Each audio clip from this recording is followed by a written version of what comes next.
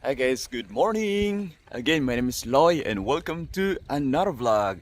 Yan, welcome to Floydy Vlogs guys. Kung bago ka pa sa channel na ito, please don't forget to like, share, and subscribe para maging updated ka dito sa channel ni Floydy dito sa Germany guys.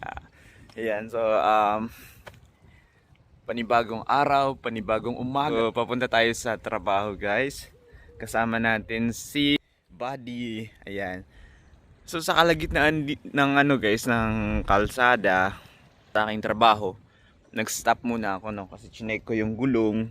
Bike, kala ko flat na, hindi pa pala. At na-shock ako kasi paglabas ko kanina, 16 degrees pa lang, so ang lamig. Unfortunately wala akong jacket kaya nangangatog tayo. Lapit na ako sa hotel. So wala. At ngayon ang weather dito ay 16 degrees, malamig na umaga, kalmado ang paligid. Yan. Kalmado ang Rhine River. Yan. So nandito tayo guys sa baba ng Panorama Park. Yan. Wala maingay. Tanging huni ng ibon ang maririnig natin. Yan, sa taas na yan guys. Yan yung Panorama Park. Yan. So, yun lang muna guys. Ano tayo sa trabaho. Tara, samahan nyo ako.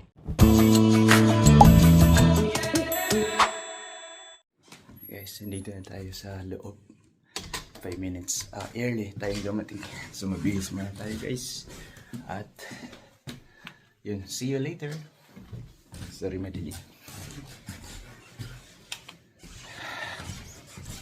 See you later, guys.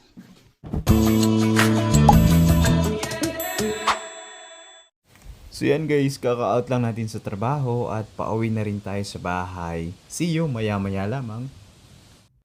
Yan guys, kakarating lang po natin dito sa bahay. Tapos ng trabaho. So, medyo paglabas natin kanina, mainit na. Pero pagpasok kanina, ang lamig. Yan. So, ngayong araw guys, hindi naman kaanong busy. Ayan. So, may good news pala ako sa inyo. Sumahod na tayo. Mamaya, titingnan natin kung magkano yung sinahod ko. Ano pa lang eh. Maliit pa lang guys. Pero, worth it naman siya kumpara pagka room attendant ka sa Pilipinas, no? Tapos casual ka. So, ibig kong sabihin, diba dyan sa Pilipinas, sa atin sa Pilipinas, mababa lang. So, hindi ko binabraga, pero I am just telling the truth. I am just trying to emphasize the difference between sahod pagka dito sa Germany tapos dun sa Pilipinas, kasi ang isang araw mo dyan, isang oras mo lang dito sa Germany. Oo, talaga. Oo, kaya nakaka-inspire guys. Kaya isa sa mga rason na you guys pagpunta nyo ng Germany or pag mag-abroad kayo, yun yung mararamdaman nyo. Yung bang minsan pag pagod ka na sa trabaho, iisipin mo lang, ay, ano pala yung sahod ko dito? Ay, ganito pala yung sahod ko. Hindi pwedeng papagod-pagod. So, kailangan kumayad para lalo na pag may pamilya kayo. So, masasabi mo talaga sa sarili mo. Masasabi mo sa sarili na yung ganun. Kasi, naranasan ko din yun eh. One time kasi, minsan pagka, alam mo yung nafe-feel ko na, parang, ang dami kong trabaho, ang dami kong check-out rooms na ginawa sa isang araw. Tapos, minsan pagka nakaranas ako ng pagod, parang inisip ko lang na, ay, malaki pala yung kinikita ko dito. Ay, para sa pamilya. So, hindi dapat sumuko. So, yun yung essence guys. So, yun yung mararamdaman nyo. Siguro, balang araw, ikaw na nanonood, no? At balang araw, at nais mong pumunta dito sa Germany, or gusto mong mag-abroad. So, yun yung magiging, inspiration. Nararamdaman.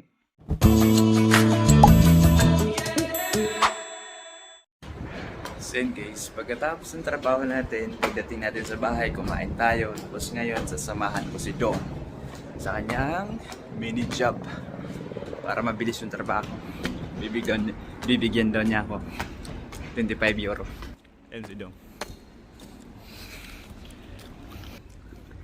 Nakapunta na ako dito dati, 2022. Dun sa mini job niya. Tulungan muna natin siya para mabilis.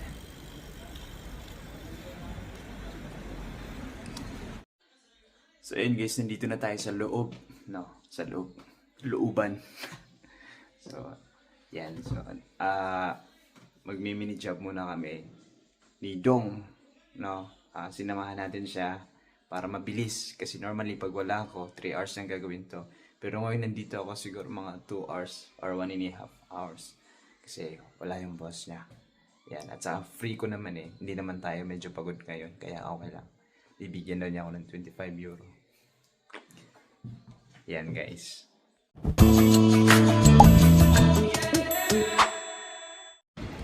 Yan guys, tapos na kami mag-work ni Dong. Papunta kami ngayon sa AutoCon. Auto. Yung Auto guys, yun yung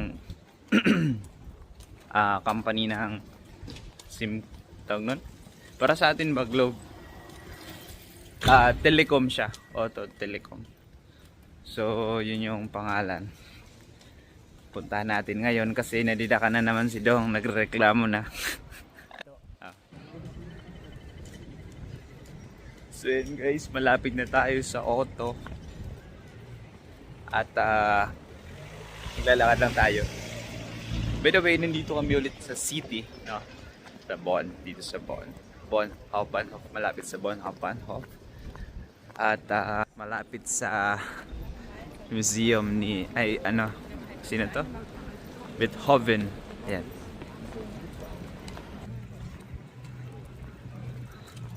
So paggabi na guys, alas more than 6. Past 6 na. At matirik pa rin ang araw. Yeah. So malapit lang din dito ang Bonn University. Yan. Nadaanan na natin. Siguro next time puntahan natin yung Bonn University.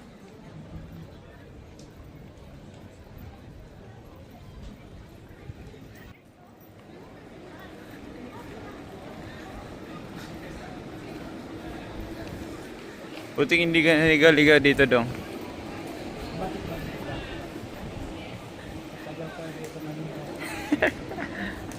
Ako hindi ko pa kabisado to Baka pag-ligaw pa.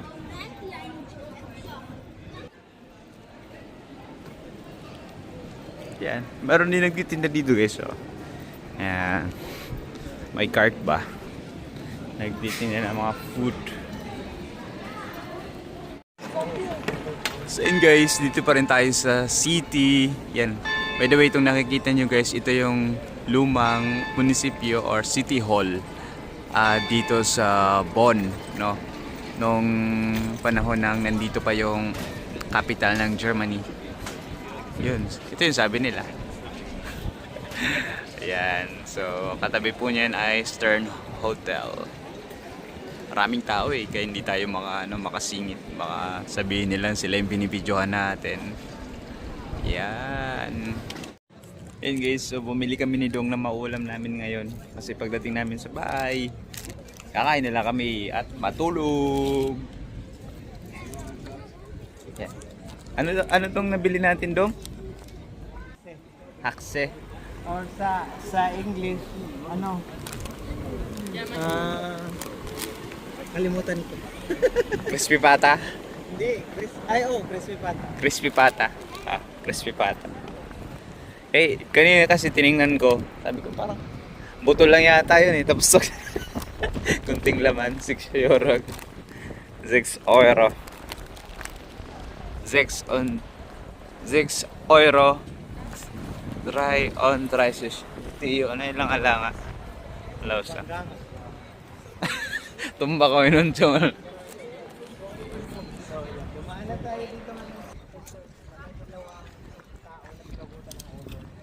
Alam mo ba? Sino yan? Itong dalawang tao na pinagutan ng ulo. Alam mo bakit sila pinunta ng ulo? Bakit? Mga marites. Kala. Hindi, iba yung history. Nakalimutan ko. Kawawa ka. Ay, kuya. Parang kilala ko to si Kuya, Kuya Dodo. Philippine male singers.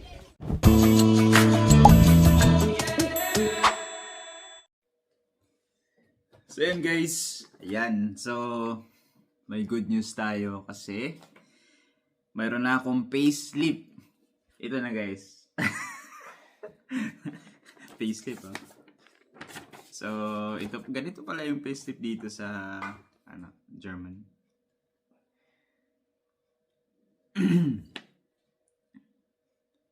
Yun. So magkano nga ba yung sahod ko? Saan makikita dito? Ayan. So guys, by the way, yung sahod ko pala dito, sakto lang. Tamang pang, pambayad ng bahay. Pambayad ng bahay. Allowance sa pagkain. Kasi part-time pa lang tayo. So, ibig kong sabihin, ang trabaho ko kasi, since nag-start ako nung July 1, 20 hours a week lang ako pwede magtrabaho. So, pag kinompute nyo siya, 20 hours a week times 4 weeks times 14 per hour. Yun yung sahod ko. Basta kayo nang bahala mag-ano. Tapos i-convert nyo lang sa Philippine currency. Yan. So, tama lang, sakto lang. Yun nga, gaya ng nasabi ko, no? Gaya ng nasabi ko kanina na minsan worth it din, no? Pag, syempre, andito ako sa Germany. At minsan hindi ko rin maiwasan na i-compare, no? Sa Pilipinas, sa room attendance sa Pilipinas versus dito sa Germany. Na ang isang araw dyan sa Pilipinas ng isang casual na room attendant ay 1 oras lang dito sa Germany. Oo, totoo yan guys. So, ibig kong sabihin, may talaga, maganda yung dito ka kikita, tapos dyan mo sa Pilipinas i-spend kasi malaki yung value, yung conversion rate. Ayun. Share lang. So, yun. Basta kayo na lang mag-compute, kagaya ng sinabi ko guys. Sabihin na natin 80.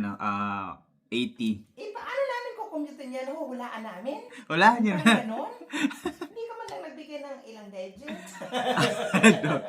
Ayan, so 5 digits guys, syempre, ayan, 5 digits yung sinahod ko. Ano ba yan? Peso o euro? O ano? In peso, yes. Kung euro, 4 digits. 4 digits sa euro. Malaki na yun. Tapos 5 digits sa Philippine peso. Parang, ano pa siya, parang sahod siya ng, I think, 2 or 3 guro. Sa Pilipinas. Oo. Kasi kung sabihin mo, sahod ng principal, parang more than pa. Yan. Kanin yan. So, ano pala nga yan ang tawag doon? Si Dong Ayun o. Nagpapasa ng mabibigat na Problema. So Kailangan kasi matanda na. may pinaghahandaan daw siya eh. May laban. Pagkiyaw. Ayan, guys. Yun yung sahod ko. Yun, syempre, kahit pa paano confidential pa rin. Basta, binigyan ko lang kayo ng clue. Plus yung binigay ko pang trabaho. Oh, plus yung binigay pa ni Dong sa akin na trabaho sa isang buwan, no? Sa isang buwan, 3 hours, 50 euro. O, 2 beses in a week, 2 times a week. And, suma total, 8 days a month ako doon nagtatrabaho. Doon sa ni Dong, part-time. Ay sa part-time. Yan, tiled site. Mini job pala, mini job. So ngayon, magbabayad tayo sa bahay. 1 2 3. Yan guys, so Magkano ang renta sa Germany, Loy? I-reveal mo. magkano ang rent namin dito? Oo. Dito sa apartment namin, umabot tayo ng almost Tumataging na. Tugdugdugdugdug. nasa siguro 70,000. 70,000. Oo, grabe, ang mahal. Kung sa Pinas yun, Isang ano na yun sa Pinas. Malaking bahay na yun. kondo na yun. Di ba? Mas 3 bedroom na yun. 70,000. Malaki pa. Pero 3 bedroom man din dito. Pero yung kaibahan siguro, mas maganda na siguro yung quality, no? Sa Oo. Pinas. Ano yun, up and down na yun. Mga 3-story na Oo. bahay. Yung Oo. 70,000. Kung sa Manila, di ba? So, kailangan documented to guys. Kaya bilinag ko para mag-away kami. Makikita nila na nagbayad ka talaga. Oo, para makita nyo na nagbayad ako. Pinaghirapan ko talaga yan. So, 300 euro pala yung isang room. Yung share ko dito sa kwarto. Pero all in na yun. 65, oh. Kasali ng wifi. Sa aking wifi, tubig, ilaw, lahat, yun. Pero siyempre yung pagkain, ay hindi pala lahat kasi yung pagkain, sharing din naman kami. Yung bigas, kaya kapag ano dapat, alkansi ka ba? Pagka may kang kumain, kailangan lamon. Lamon! So, kahit pa paano may bigas kami dito kasi nga, rice is life, yun. So ngayon, bibigay ko na kay Dong to. Baka magasto ko pa. Oh. Dong, ito na. Baka magbago pa isip ko. So, yun. Ay, bawasan mo lang ng ano nung kanina, 25. Nung gork, di ba ano kanina? Ayun pala, kasi sumama ko sa kanya kanina. Oo.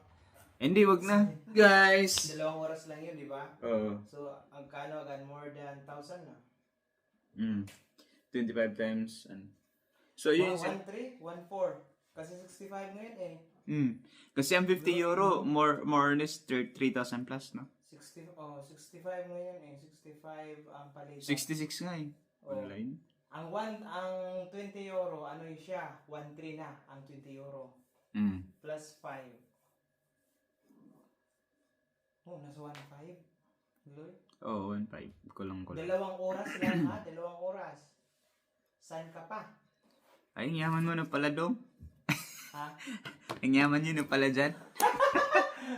Ang yaman niya pala daw, bakit pa kung pumunta si Lloyd dyan? Tatawa nga ako dun sa may nag-comment. Ang yaman-yaman nyo na, Loy. May business kayo dyan sa Manila. Bakit ka pa pumunta dyan? Hindi naman lahat talaga ng pagkakataon ay may ano tayo. Ibig sabihin, hindi naman lahat or hindi naman din namin alam hanggang kung kailan. At least, somehow may job security tayo. Kaya tayo nandito. At dalawa yung income sa Pilipinas at income ko dito.